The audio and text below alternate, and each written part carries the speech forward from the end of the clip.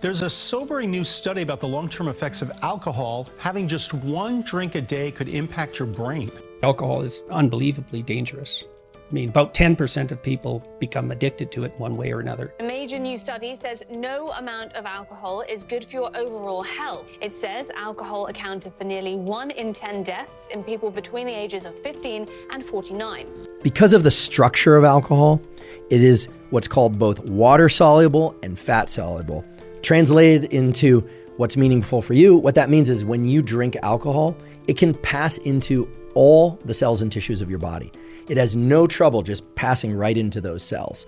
So unlike a lot of substances and drugs that actually attach to the surface of cells, to receptors as they're called, little parking spots, and then trigger a bunch of downstreams like domino cascades of effects, alcohol actually has its own direct effects on cells because it can really just pass into those cells. So it's water and fat soluble. And the fact that it can pass into so many organs and cells so easily is really what explains its damaging effects. Stop drinking too much. How do you know if you're drinking too much? You regret what you do when you're drinking.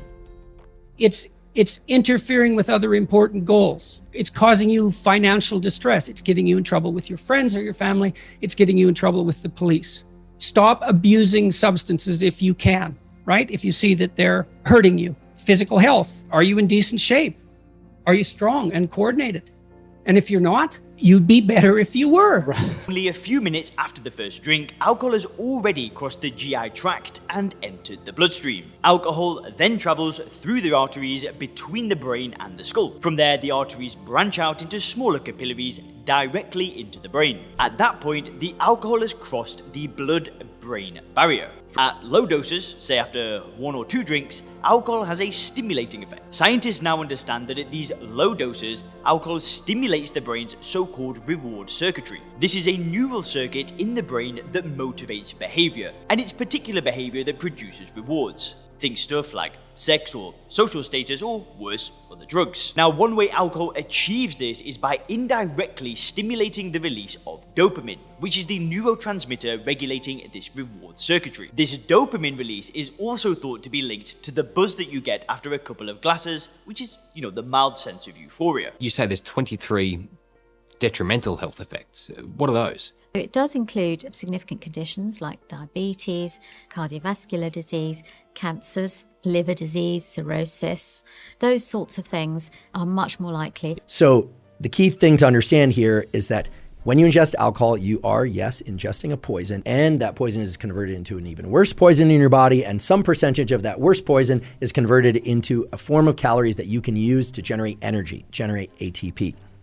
And the reason why alcohol is considered empty calories is because that entire process is very metabolically costly, but there's no real nutritive value of the calories that it creates. You can use it for immediate energy, but it can't be stored in any kind of meaningful or beneficial way. It doesn't provide any vitamins. It doesn't provide any amino acids. It doesn't provide any fatty acids. It's truly empty calories. I know some people talk about sugar as empty calories, but sugar actually is a far better fuel source than alcohol or acetate. Alcohol affects the mid part of the brain, reducing our ability to talk, manage our emotions, and form new memories.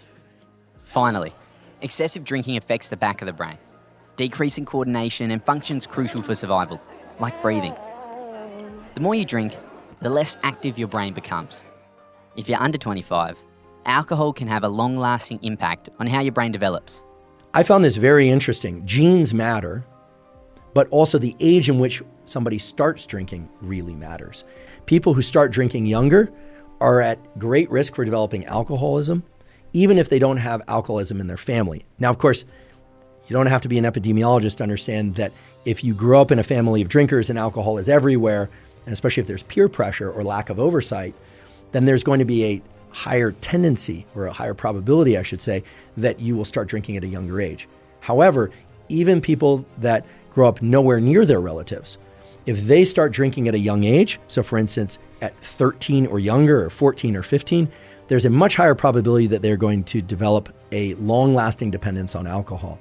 People who ingest alcohol at any amount are inducing a disruption in the so-called gut microbiome, the trillions of little microbacteria that take resident in your gut and that live inside you all the time and that help support your immune system and that literally signal by way of electrical signals and chemical signals to your brain to increase the release of things like serotonin and dopamine and regulate your mood, generally in positive ways. Well, alcohol really disrupts those bacteria. Alcohol kills bacteria, and it is indiscriminate with respect to which bacteria it kills. So when we ingest alcohol and it goes into our gut, it kills a lot of the healthy gut microbiota. At the same time, the metabolism of alcohol in the liver, which you now understand, that pathway involving NAD, acetaldehyde, and acetate, that pathway is pro-inflammatory. Those are being released. You've now got disruption of the gut microbiota. As a consequence, the lining of the gut is disrupted, and you develop, at least transiently, leaky gut.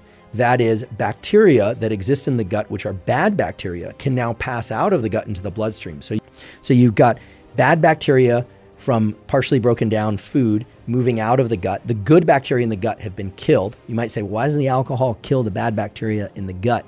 Well, the bad bacteria that are from partially digested food oftentimes escape the gut before the alcohol can disrupt them. And so now you've got leaks in the gut wall. You've got the release of this bad bacteria. You've got inflammatory cytokines and other things being released from the liver. And they are able to get into the brain through what's called a neuroimmune signaling. And what's really bizarre in terms of the way that this manifests in the brain, the net effect of this is actually to disrupt the neural circuits that control regulation of alcohol intake. And the net effect of that is increased alcohol consumption.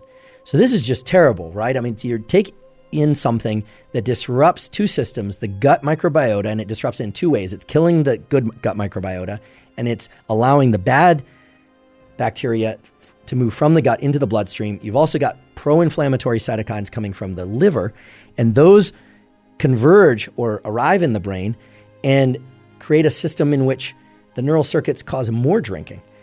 That's a bad situation. And this is why people who drink regularly, even if it's not a ton of alcohol, what you end up with is a situation in which you have inflammation in multiple places in the brain and body, and the desire to drink even more and to further exacerbate that inflammation and the gut leakiness. Alcohol is a neurotoxin, and it starts by going all over the brain. So it's unlike some drugs in that it permeates cell membranes very readily. So it goes into every nook and cranny in the brain, and there it has lots of influences. So it slows down the excitatory signals, it speeds up the inhibitory signals, and of course all of that is dose dependent. So the more you take, the more it acts. Important things to know about the effects of alcohol in the brain is this disruption in top-down inhibition, but also that areas of the brain that are involved in flexible behavior, sort of considering different options, like those brain areas basically shut down entirely, and people just tend to say what they want to say. So the key thing to understand is that when people drink, the prefrontal cortex and top-down inhibition is diminished. That is, habitual behavior and impulsive behavior starts to increase. Now, what's interesting is this is true in the short term, so after people have one or two, maybe 3 or 4 drinks, but it's also true that the more often that people drink, there are changes in the very circuits that underlie habitual and impulsive behavior. Regular ingestion of alcohol is going to increase estrogen levels, whether or not you're male or female, and it's largely doing that through the aromatization process by increasing the aromatase enzyme. Yes, there's some dose dependence, but I think if you're somebody who's trying to optimize your testosterone to estrogen ratio, regardless of whether or not you're male or female, well, then most certainly you're going to want to avoid drinking too much alcohol. Alcohol is so promiscuous as a molecule. It gets all over the brain and it interferes with all kinds of processing. It slows the release of neurotransmitter, it interferes with all kinds of signaling. So it's not having a sort of specific effect. It's not like a lever or even a little hammer. It just really disrupts a lot of brain functioning. But also it's toxic, so it does so in a way that is generally damaging to brain structures and functions.